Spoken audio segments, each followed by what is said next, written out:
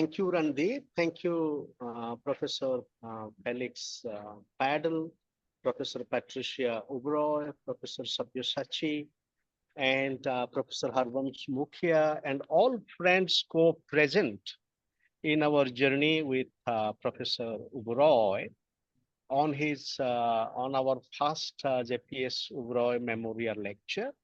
And this is also Professor Uberoi's birthday, which he shares with S. Radhakrishnan.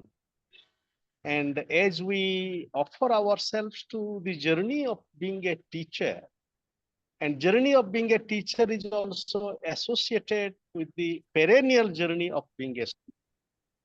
And Professor Uberoi was not only a perennial teacher, a teacher without boundaries, but he is also a perennial student. And the link between Radhakrishnan and Uberoi can also be explored in this way, as Radhakrishnan really worked and meditated with Vedanta as Vedanta without boundaries. And what is the sense of Vedanta? Is a non-dual realization. And Professor Uberoi's deep quest was for a non-dualist, multiple visions, methods, and practices of non-dual realizations. Therefore, in his the European Modernity, Truth, Science, and Method, he invites us to cultivate non-dualist methods and ways of living, learning, and he builds on both Goethe and Gandhi, and to which, of course, we can add other seekers from the European tradition like Herder, about which Fred Allmeyer, another kindred soul like Professor Uberoi, also has cultivated. As our first Uberoi Memorial Lecture is on the theme of arms and self, that Felix is holding our hands and would gift us, I thought very quickly I would share this theme, J.P.S. Uberoi and the alternative anthropologies and cosmologies of self-science society and pathways of creative non-dual realization and soulful structural peace. Therefore, as war, technology, science, all they are in a very entangled in a very annihilationistic way. But the journey of Uberoi is that how do we cultivate peace, rethink science, technology, society, state. Therefore, right from his work, The Politics of Kula Ring, where he invites us that what exchange in Kula exchange is not exchange of commodities, but exchange of self. And two, through Science and Swaraj, and then Science and Culture, the other mind of Europe, his study of Sikhism, religion, civil society, and state, the European modernity, and truth and mind, all these are deeply connected journey. Now, Randir, if you can kindly put my slide, come back to this slide, please. And the next one, the second slide, please. My slide, please. So, this one where he's writing that the opposition of self and other is mediated by the emergence of the common language of the self. And the next one, please. And if you can expand a bit, because I'm using my mobile, I cannot see it. Can you kindly expand my slide a bit? And the next set of slides, I present Professor Uberoi's work on, science and Swaraj and science and culture, and where he's inviting us to understand the different pathways of science via positivism and semiology. And he invites us to realize how the problem of technology is not just with technology. Therefore, his work on the sociology of the atomic bomb, therefore, the distinction between science and technology is part of the distinction between fact and value. That is the part of the positivist regime that we must overcome. Then he writes, the indispensable foundation of the positivist method as it is now institutionalized in the structure of university is the hard and fast line that it draws between the truth, the reality, thereby separating them into two wholly different spheres and positing the relationship of their complete mutual estrangement. So in this place of this mutual estrangement, how do we create pathways of mutual entwinement? Then the next one, please. Randeep, kindly go to the next one. Yes. So Uberoi presents Saint-Simon as an exponent of positivist method and Goethe, the semiological. Of course, he here present the semiological way as a different way of doing science, while Saint-Simon Newtonian mechanics and its dualism between subject and object. Goethe explored an alternative for Uberoi. Goethe himself said that the ambition of his life was to show the world that perhaps there was still the possibility of another method, one which would not tackle nature by merely dissecting and particularizing, but show her at work and alive, manifesting herself in her wholeness in every single part of our being. In a way, this also kind of this is also a dimension of Uberoi's inspiration, a quest for wholeness. Therefore, all his journey from the Kularing via Afghanistan, in fact, there the critique of state and his invitation for kind of autonomous societies and communities that are getting cultivated there. Then the next one, please. So for Uberoi, Goethe attempted to restore the higher unity of man and nature that the positivist regime had dismantled before his time. For Uberoi, Goethe's method rejected the positivist separation of science and poetry, for example. This is also something deeply inspiring because if we look at the last book of Professor Uberoi, The Mind and Society, where there is a deep meditation on word, the name, and where he building upon his own tradition of Sikh path of self and social realization and the significance of the name. Therefore, the challenge before us, and please come to the last slide, please, Randeep, the next one. And therefore, the kind of the quest for wholeness vis-a-vis the entrenched violence of a methodology like positivism, and then move towards non-violent ways of realizing science, self, society, and state. And therefore, the connection, the challenge is both critique of humanities and science. So therefore, Uberoi's attempt was not only the critique of technology, but critique of science, but in the way the challenge is for an integral pathway of connecting critique of science to critique of technology to critique of self via a reconstitution of an integral way of doing science differently, doing technology differently, and writing the poetry of self differently.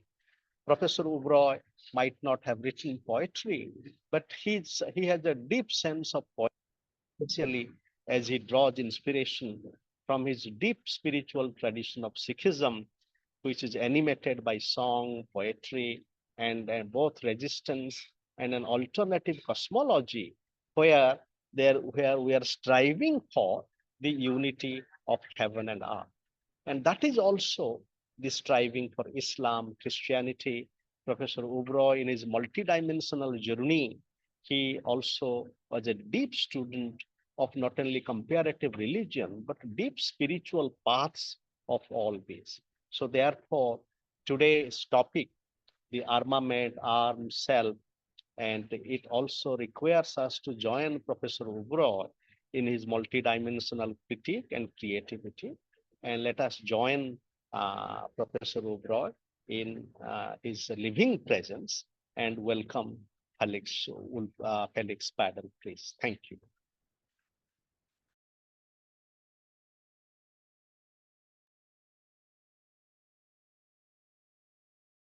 Felix, ready? Hello, Sachi. Will you say some Yeah, also introductory words, please? yeah. Felix has been a student of Professor Uberoi, as some of us present here are. Felix has extensive work done on the tribal question in India, about indigenous question across the globe. Felix has an immense capacity to stand up to issues which are important not only to tribals but to humanity as a whole. And Felix is a very good friend and a great student of Professor Uberoi.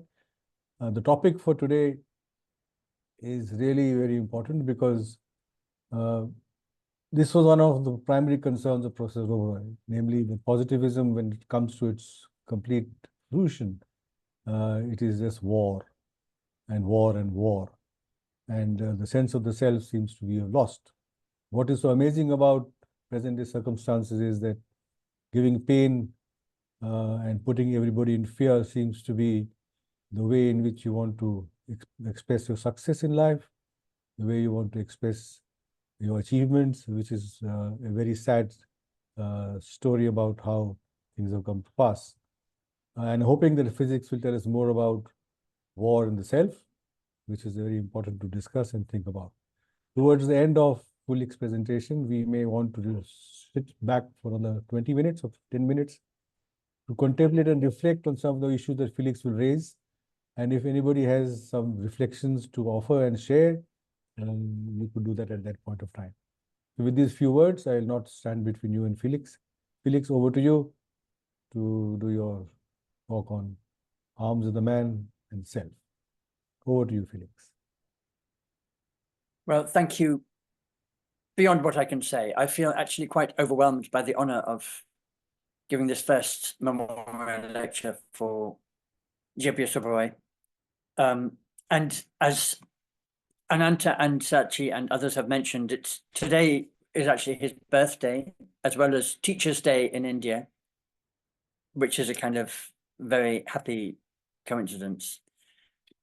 When I first met Uberoi, it was when he was giving his Sociology of Science class in Delhi School of Economics, which was in 1979, and a quite mind-opening experience. So I hope to draw on that. I feel actually inadequate to do more than really tweak your interest really with the topic. Apart from all his other work, Jeet really opened up the sociology of science, and as Ananta and others have said, it's a field that he left such an amazing body of work for studying that. So I'm only going to look at one aspect really, which is focusing on what he often spoke about, this kind of central place of the arms industry and war itself in the world economy.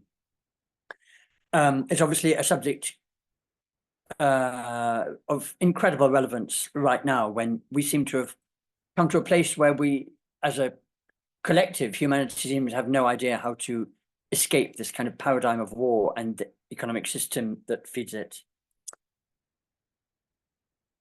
My first degree was in classics, ancient Greek and Roman history, and one of the themes that continues to intrigue me is how that tradition, how the paradigms laid down by ancient Greece and Rome still have a kind of hegemonic place in our society and form paradigms we're often unconscious of.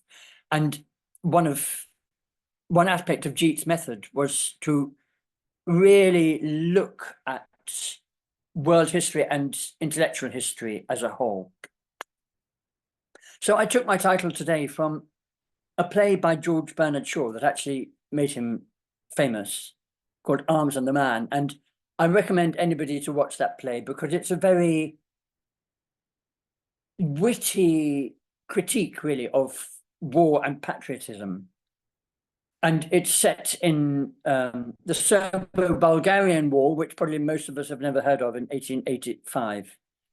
And one of the main characters is a Swiss soldier who is really questioning of what the the soldier's role is.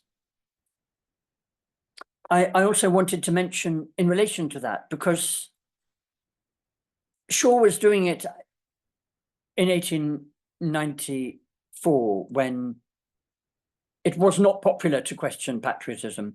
And another person in Britain who followed this tradition was Sylvia Pankhurst, who is less well known than her mother Emily as one of the suffragettes. But she was also before her time in really calling for the independence of India right back then in the 1890s and 1900s, and became quite close to some of the early nationalist leaders of India. And she also opposed both the Boer War, and in doing that, she fell out with her mother and sister, who continued to support both the Boer War and then the First World War. And it's during the First World War that her position of, questioning the mobilization, the kind of seeing a country like Britain dedicating itself to war and bringing lots of Indian soldiers to fight in the trenches as well as from other parts of the world. A massive kind of killing spree, really. And another person she was very close to, who is often forgotten now, is Keir Hardie, one of the founders of the Labour Party, the founder really of the Labour Party, who probably Keir Starmer is named after, but I would not say takes after Keir Hardie in so many respects. So Jeet kept emphasizing how war is central to the world economy and to the history and self-identity of most nation states. And maybe in that there is a kind of, I think the words of Hobbes as a kind of state of war, as the natural state of man, is still taken for granted by so many people, including many of the world leaders. His phrase for this was bellum omnium contra omnes, which is translated from the Latin as war of all against all. And of course, he also characterized this in a way that was extremely disrespectful to indigenous peoples or people who live outside the hegemony of the state, as the life of man as solitary, poor, nasty, brutish, and short. I'm sure a lot of you have heard those words. So if we tend to be taught to regard wars as natural, part of nature or part of the human condition, we're also taught to regard scientists as neutral. And part of Uberoi's genius was to show us how science and scientists are a manifestation of their society and culture, not separate from it. So scientists are employees as well as top experts in their fields. So a great deal of science is determined by funding, whether by corporations, arms companies, mining companies, pharmaceutical companies, as well as government policies. And Shaw's Arms and the Man is also a translation of the first words of the Latin poet Virgil's epic Latin poem, the Aeneid. Arma virumque cano, I sing of arms and the man, which was also a justification for Roman imperium. And the poem was, in a sense, dedicated to Augustus, the first Roman emperor, who had subverted the Republic of Rome. The epic hero is Aeneas, who's a Trojan warrior who's escaped from Troy. So in a sense, an anti-Greek.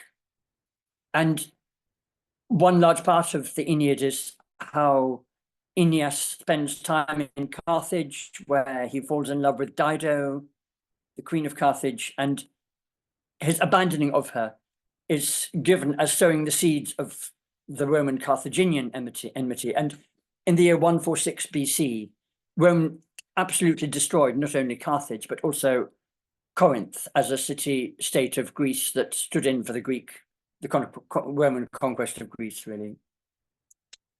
So in a sense, the Aeneid, like the earlier epics of Homer and in the Indian epics, especially the Mahabharata, which I'll come to, can be seen as a celebration of war.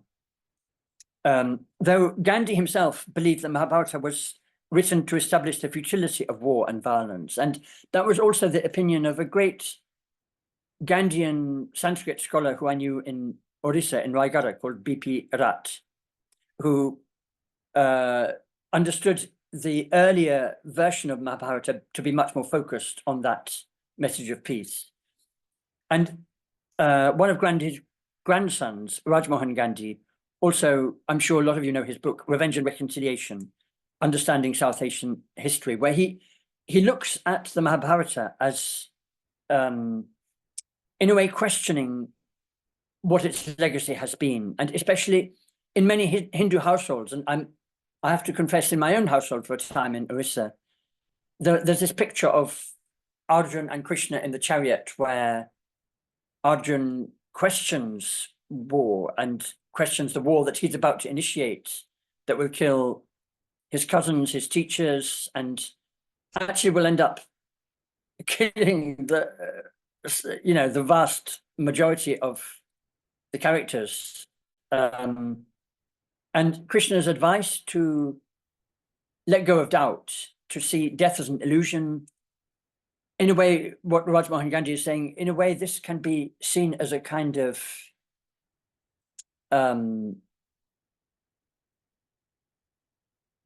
validation of caste and validation of war. So, one whole debate is, what is the legacy that was left in the Bhagavad Gita and in the Mahabharata?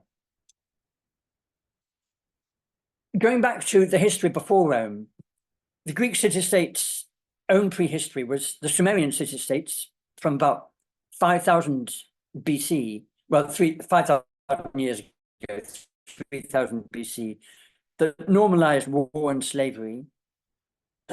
And then, of course, Alexander of Macedon. And part of the legacy of Alexander was the Bactrian Greeks, who form a kind of bridge that is often forgotten between India and the West. They produce some of the best coinage in the world, but their history is almost unknown because their writings are unknown. But one of my other teachers who recently died in Oxford was Nick Allen, whose last work was a comparative study of Arjuna and Odysseus, and basically the Homeric and the Indian epics, which I think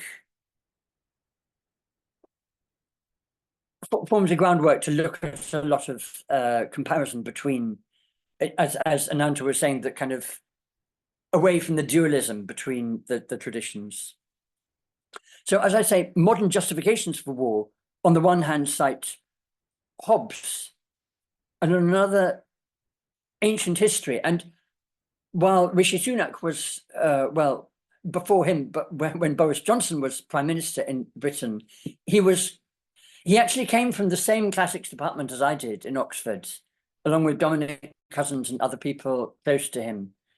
And the way that he cited ancient history often particularly infuriated me, because is one looking at ancient history to, in a true sense, learn from it and learn from the terrible paradigms of war and conquest and slavery and inequality that it set up? Or is one just going to use it as a kind of justification and glorification of one's status and the learning of all that? Because, I mean, you can maybe look at some of the ancient Greek works, like, for example, Aeschylus's Trojan Women, which is the sack of Troy is, in a way, gave a paradigm for all the fighting that went on in ancient Greece, including the kind of unknown conquest of the western coast of Turkey. But that fate of the Trojan women was the fate of tens of thousands of women who were then the kind of booty of war and enslaved in countless wars of Greece and Rome. So Rome took the Greek pattern of war to another level with a huge standing army. And the patterns they lay down of conquest of colonies, of the triumphal victory parades that culminated in public executions, gladiator fights, crucifixion. But along with that, Rome's gift to the world, if it is a gift, was the technology of roads and aqueducts and the technology of war.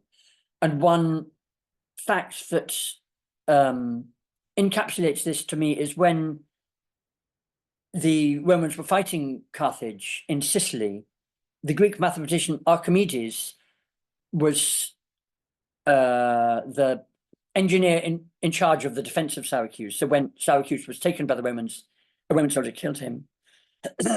So this technology of war has a very long history. Of course, in recent times, the pace of that technology, as Uberoi kept emphasizing, has speeded up year by year. So, and there's a link with Britain here, because Britain also followed the Roman paradigm of Aeneas as a founding figure to a mythical figure of Brutus, who was a kind of grandson of Aeneas. And the paradigm continued with the East India Company, when the kind of great conquerors, as they were seen, of India, Clive and Warren Hastings, were depicted in East India Company House in London, wearing the armor as Roman emperors or Roman generals. It shows how, till then, the Roman paradigm was taken as the paradigm of the way to do things. And I think you could say the same about a lot of Hollywood epics that take a kind of Roman sympathetic view of Julius Caesar or other great conquerors. So if nations justify their conquests and colonies through literary and artistic allusions like this, the same is also true of patriotism. And here I want to quote the Roman poet Horace, who was also, in a way, working under Augustus and patronized probably in a sense by Augustus. So one of his sonnets starts, "Dulce et decorum est pro patria mori." It's sweet and honorable to die for your country. And this was taken as the first line by one of Wilfred Owen's last poems, as he was fighting and dying in the trenches in the First World War, when he talks about the irony of this comment, the irony of this kind of ideology of patriotism that still drives people to kill and to die. And he talks about the pity of war, the pity war distilled. Interesting that he uses a scientific word there. And in his poem, The Strange Meeting, that prefigured Owen's own death in the trenches, "I am the enemy you killed, my friend. I knew you in this dark, so you frowned yesterday through me as you jabbed and killed. I parried, but my hands were loath and cold. There's asleep now." So there is a strong tradition of questioning war and patriotism. I've mentioned Bernard Shaw, Sylvia Pankhurst, many others. Coming to the end of the First World War, after the First World War, the League of Nations was set up to try and bring world peace. And after the Second World War, the United Nations. Both, of course, have been conspicuously unsuccessful. But in the 1920s, the League of Nations, a motion was brought, a conference on disarmament. That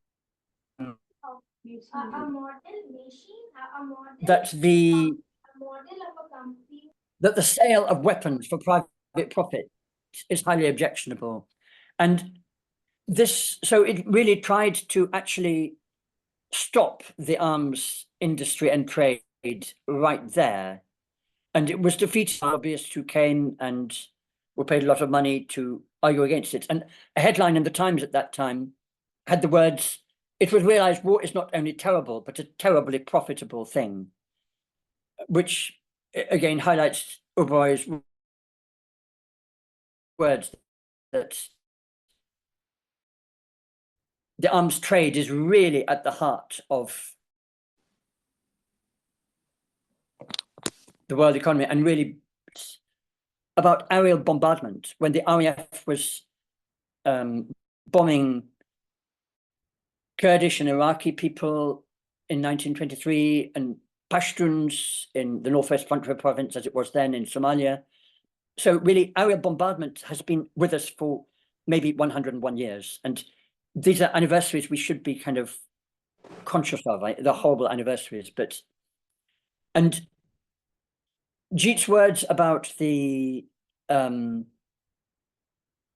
obsolescence that is built in came to me, especially during the Iraq wars, when Britain had been selling planes to Iraq that then we could quite easily defeat because the obsolescence was built into the arms sales, in a sense.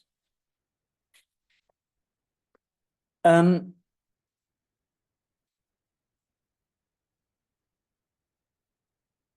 another part of that very difficult tradition is an Italian called Filippo Tommaso Marinetti, was a kind of ideologue of the fascists in Italy. And he wrote an article, he wrote the Futurist Manifesto in 1909, which is quite interesting from the history of ideas that Uberoi highlights, but also, and then the Fascist Manifesto in 1919, but he also in 1915 wrote an essay, War, the World's Only Hygiene. And I want to quote words from that because maybe it shows the ideology of war more clearly than most do. We futurists who over 2 years, scorned by the lame and paralyzed, have glorified the love of danger and violence, praised patriotism and war, the hygiene of the world, we're happy to finally experience this great futurist hour of Italy, when the foul tribe of pacifists huddles dying in the deep cellars of the ridiculous palace at La Hague. We have recently had the pleasure of fighting in the streets with the most fervent adversaries of the war and shouting in their faces our firm beliefs. So this was propaganda as it was 100 years ago. And part of my work, as some of you know, very much inspired by Jeet, has been a kind of towards an anthropology of spies and intelligence agencies to understand how, even in my own culture, how the propaganda, how systematic the propaganda is really. And of course, we see that with Gaza very much right now. Just to mention some of the others who are really instrumental in exposing this ideology of war and the arms industry. Smedley Butler in 1935 wrote, War is a Racket, and that's the title of a new book by Matt Kennard that really explores US imperialism.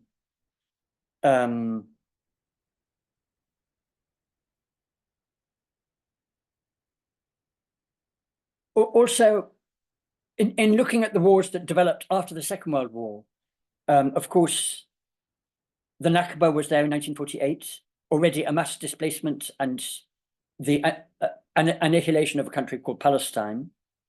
The Korean War, the Greek Civil War that is very much forgotten now. Smedley Butler was talking about America's war in Haiti, and Matt Kennard really focuses on what's been happening in Haiti. Also during the Vietnam War, which was really an escalation of violence beyond belief. Black operations started then. This is where the role of intelligence agencies is very significant. Operation Phoenix was funded by the CIA getting control of the drugs trade and probably using prostitution too. And I don't know if any of you know Lydia Cajo, a Mexican woman who has written one of the best books on prostitution, Slavery Incorporated. She really looked at how prostitution proliferated from Southeast Asia during that war. One of my living heroes is also Andrew Feinstein, who actually stood against Keir Starmer in his constituents in the last election. And he became well known for his book, The Shadow World, Inside the Global Arms Trade. So he exposed from a South African perspective the massive corruption that is systemic in the arms industry, because the arms industry and trade not only spreads war, it also spreads corruption. And it's also, of course, very much linked with the mining industry, which many of you know I have studied a lot and I think should be studied, and this connection needs to be studied. In fact, I met Andrew Feinstein and I gave him a copy of my book and tried to link the commerce and industry, which was one of Uberoi's themes, the trade and the industry of war. Feinstein's book studies the trade, but the industry, of course, uses metals, and that is where a lot of the scientists are employed. I wanted to quote a little bit some of Jeet's words at this point, and I'm going to draw to an end quite soon after that, because I really want to hear other people's questions and discussion taking it further. But this is some of his words that he, in contrasting commerce and industry, he said, unlike Marx or Saint-Simon, he didn't think they were complementary, but contradictory, as Thorsten Veblen had pointed towards, really bringing us into a strategy of what Uberoi called mutual defeat. And Uberoi's words, in other words, the system of technology, in the traditional sense of engineering, says that the machines are good for 20 years. Economics, as a science of scarcity, says that they should be paid up with interest in 10 years and then scrapped. But the sociology of fashion will declare them to be out of date and wish them to be replaced within 5 years. And Uberoi also quotes Kennedy saying, we're in an arms race with ourselves and we're winning. So in a sense, he was often pointing towards the ever-shortening spans of obsolescence in a system of taking Schumpeter's phrase to another level, creative self-destruction. This is Uberoi again. This accelerated development of armaments is therefore the most potent single evil, peril, and bad example that faces the world today. So also, of course, how the arms industry is central to the world economic system, that it places and accentuates the financial burden of unrepayable debt that then allows country to be manipulated. And it's placed at the heart of the world economy. As Uberoi put it, this simple truth is hidden from us everywhere. And he cited Abdul Kalam as India's missile man, how it helped to, again, in Uberoi's words, create a self-delusional sense of security and a fictitious, modern, strong, and progressive self for India. In other words, Uberoi continues to highlight a scientific culture that produced the schism or compartmentalization at the heart of modern epistemology and value systems that has allowed what he called the backroom boys, meaning armed scientists, to develop their weapons of mass destruction without any apparent problem for their conscience. And of course, he often spoke of the extreme dehumanization implicit in the atom bomb and in Auschwitz and the Holocaust as the end of modernity. And as Jeet's daughter Safina has reminded me, during his March months, he followed on a daily basis, as I and lots of us, I'm sure, have, what had been happening in Gaza, where which is also a kind of experiment of testing systems and also testing how far world opinion can be sabotaged or manipulated to allow a genocide that is happening in front of all of our eyes on a daily basis. So I want to end by just drawing attention to, this is just really preliminary words to amplify what Jeet said about the arms industry and war in general, and to question the neutrality of science. During the pandemic, a lot of us witnessed, when we were doing the Sociology of Science course, he drew attention and made us read Karl Popper and Thomas Kuhn, and the idea of what a scientist is always trying to do is falsify received models. And it really hit me during, and I'm sure others of us, during the pandemic, how this is precisely what was not allowed during the pandemic. Those scientists or medics who were questioning or trying to question the model that we were being given of COVID-19 were constantly defunded or character assassinated. So in a way, science, like economics, is a kind of belief system that has many characteristics of a modern religion, of a kind of priesthood of experts, and then we don't look at the social structure and the funding of those experts. So 5,000 years, and have we really, as a species, I would say not, because we haven't tackled the question of power. Can we produce a power system that cannot lead to automatic corruption?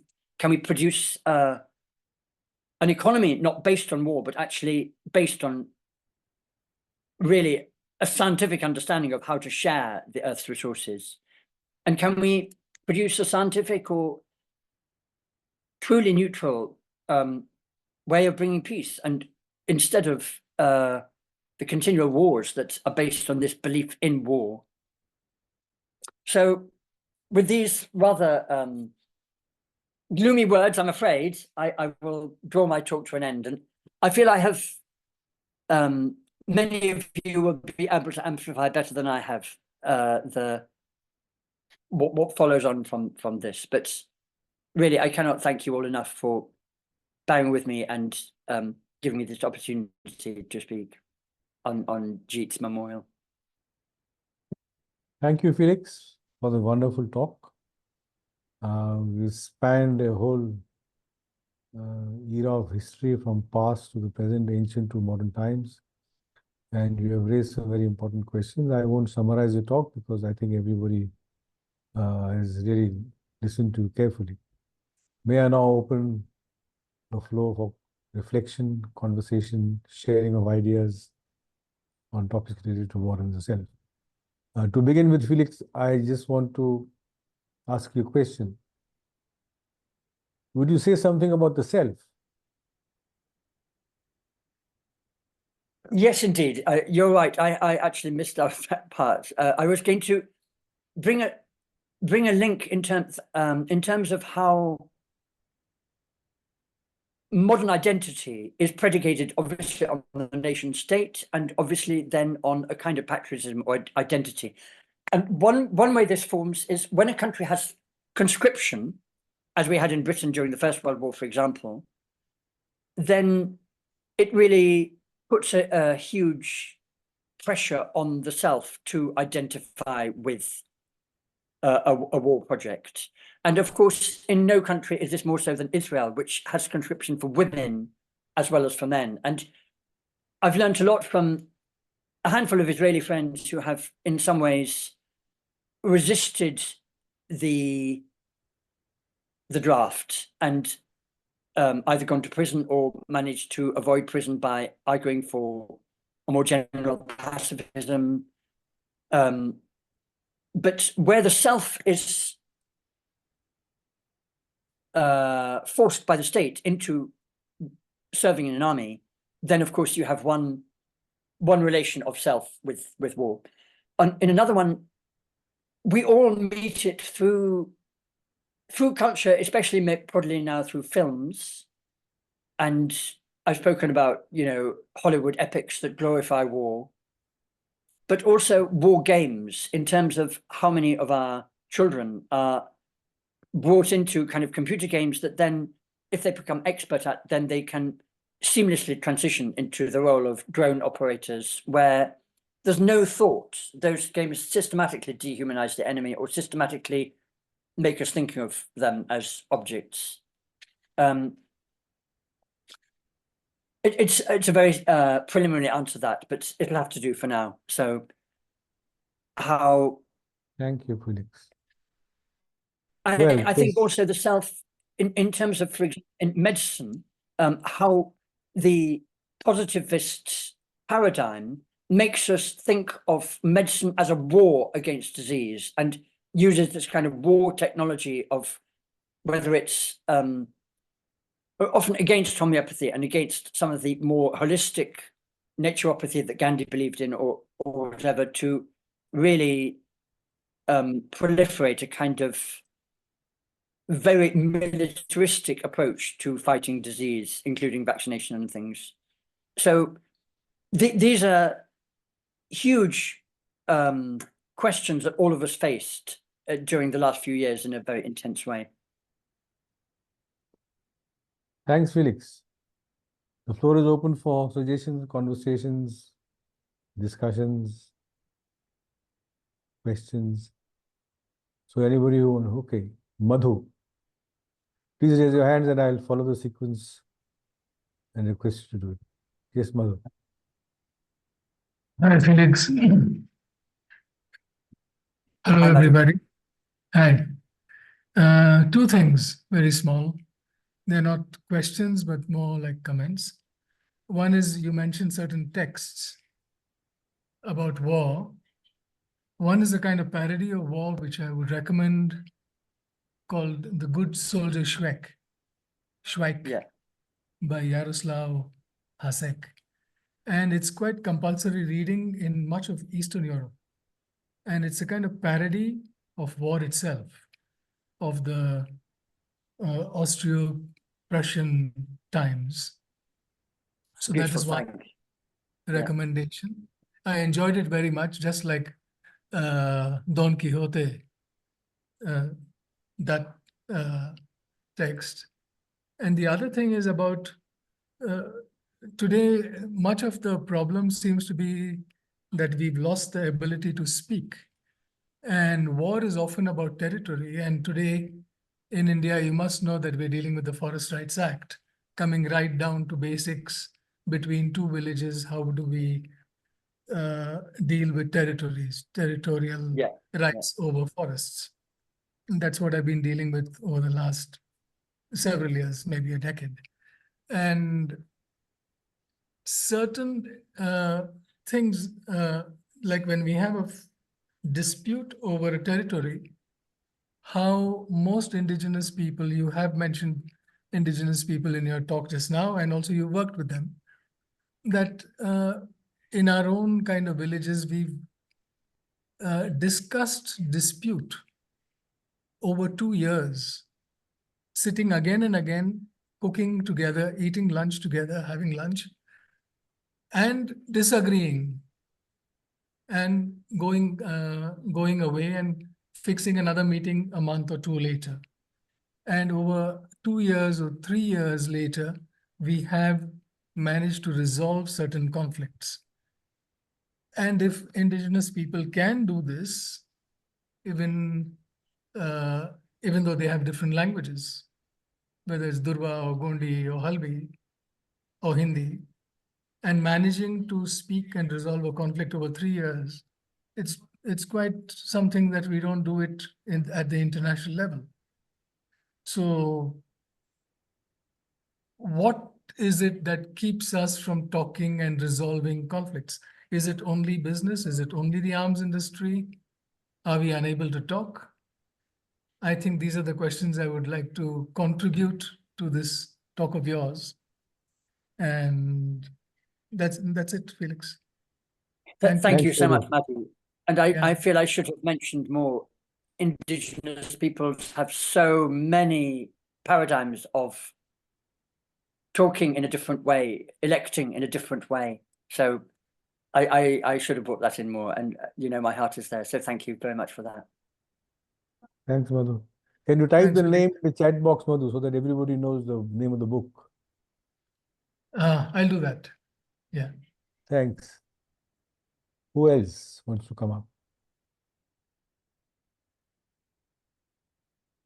Abhijit, can you speak what you wrote in the chat?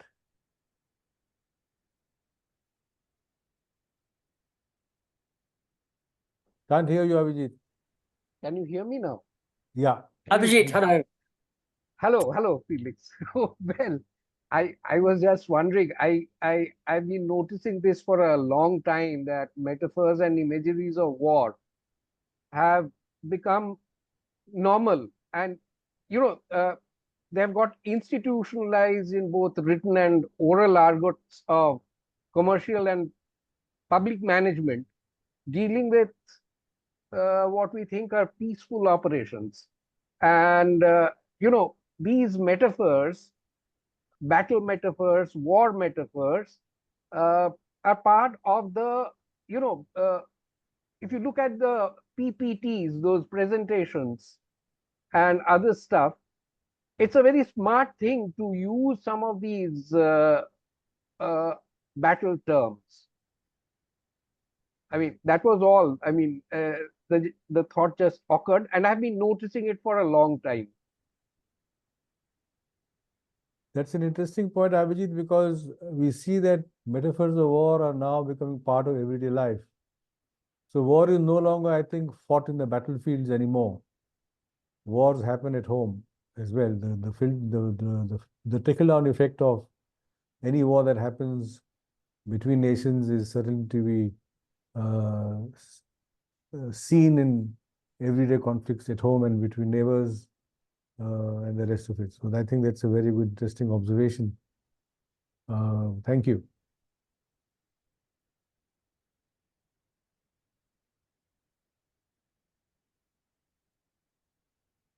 Suranjan, Gautam, since you're on the screen. Not quite sure how to raise my hand, but Sachi, are you able to hear me? Yes, Wow, thank Gautam, you. hello. Yeah. So, hi, Felix. Thank you. Really, that was a fascinating, very wide-ranging talk. I've already put my question on the chat box. So, if you like, you can just have a look at it.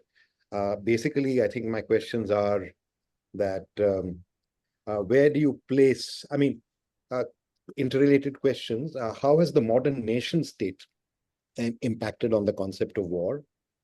Where do you place figures like Gandhi, Mandela, Luther King in this tradition of war and peace, which in fact, as you said, has started, has accompanied us from that quotation of Virgil that you started off with? Were the pacifists or those who opposed war always fated to lose? And third, where do you was, where war is used for peace and justice? And just to take two examples, one is your favorite examples of the Kurds, and a kind of running example today, which is that of Myanmar, which started off as a civil disobedience movement, was crushed by the Myanmar army, and then mutated into an armed struggle, but an armed struggle and a civil disobedience movement that actually run in parallel. And if I can add a fourth, which is this whole dimension of the narrative war, the information war, the Psy war, and all the things that are, you talked about intelligence, so I guess that partly covers that question. But where in fact the narrative war can completely overtake and replace, Yes. what is actually a physical war, and you're put in doubt as to where exactly the war is taking place. Is it taking place in the mines, or really in land itself? Felix. Thanks, Gautam. And this also answers, in a way, at a deeper level, the question you asked, Sachi, which is how, I feel I've begun to study very deeply how intelligence agencies work. And it is at the level of the self, at the level of thoughts, at the level of reinforcing certain narratives within one's internal dialogue or whatever. And the information war, thank you very much, Muko, for saying that. Yeah. Just to add to the discussion, there is a paradigm war which the indigenous people have called for. There's a UN document that talks about the paradigm war. And I think what emerges from this is that the meanings of war are varied, and they all tend to be understood as dominated by the war with arms. So, for example, the war with yourself may not be classified with the war with arms that you have with other people. So in some senses, the war with arms is actually a destruction of the self, but a war with yourself is a resurrection of the self. And I think that's an important distinction to make, because war is used everywhere, in a good sense and in a bad sense. So when I say that I'm fighting against myself, is not the same as I'm fighting against the enemy. So perhaps the distinction that we need to keep in mind is that when the war is against yourself in respect of the other, then it's one kind of war. When the war is a denial of yourself and a war against the other, then there's another kind of war that we are facing. So I think it will be useful to see the whole discussion on war and peace as two different ways to relate between the self and the other, or between the subject and the object. This is just a thought which I thought I'll put on the table. No, thank you. That's very helpful. And maybe to move on from that also, that the war with oneself is also related to what Gautam Mukhopadhyay just said. It's the the paradigm war has intensified massively over the last few years. With, in Britain, it happened, are you for or against Brexit? And then with the pandemic, are you for or against vaccination? Then with Ukraine, are you for Ukraine or Russia? Then with Gaza, are you for Palestine or Israel? And it's going beyond the normal left-right splits, and friends and families and all of us are meeting this as a kind of psychological dystopia that is taking off in a way that I think Jeet's method of looking at the compartmentalizing the schism that happened in, he often went back to the schism in kind of medieval Europe over the Eucharist, but the schisms are multiplying in today's age. Okay, And it thanks. relates to belief, it relates to how the self defines itself, really. Thanks. So thank you for this very, ongoing conversation. And at this juncture, we would invite Professor Sabyasachi to kindly share your, linking reflections, and then we would continue these conversations with and beyond this session. After Professor Sabyasachi's remark, we will invite Minati Pradhan to offer vote of thanks, please. Well, very much to say and much to reflect on. As a way to carry forward the discussion outside this platform, I just want to draw attention to the fact that there is an important discussion that needs to happen on disarmament of the mind as a very important way to understand the possibilities of a different kind of a world. There is an important UN statement which says that the battles happen in the mind first, and then they execute it through machine guns and missiles. So the first battle and the most important battle is to disarm the mind. And I want to draw attention to another very important work of an architect who thinks that the way to respond to the battle of the arms is a battle for beauty. This is an architect by the name Christopher Alexander, who actually teaches architecture, which is for healing wounds that have been inflicted by the war of arms, the war of capital, and the war of nations, and the war for territories, and all other wars that are destructive of the self and the other. I think this is an important discussion, and maybe we should carry home this question about how to disarm the mind so that there is a space created in the mind first to entertain the possibility of a different life, which is not based on arms. Once that space is created, perhaps we may carry the discussion forward to make sense of dialogues to create a better world. With these words, I thank Felix and everyone else to have come to this memorial lecture, and hopefully a discussion will carry on after we disperse from it. Thank you very much. Just a moment. We also have a linking vote of thanks. And so important that Professor Sachi is referring to mind, disarmament of the mind. But not only the disarmament of mind, but flourishing of the mind. And therefore, how significant that Professor Uberoi's last work is Mind and Society. And therefore, to meditate on the invitation of mind and society as cultivating a different kind of mind, vibration.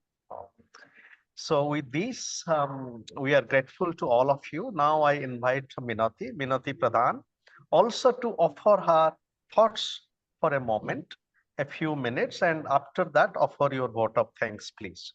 Minati. Thank you, Anantavai. I am actually greatly enriched by the discussion,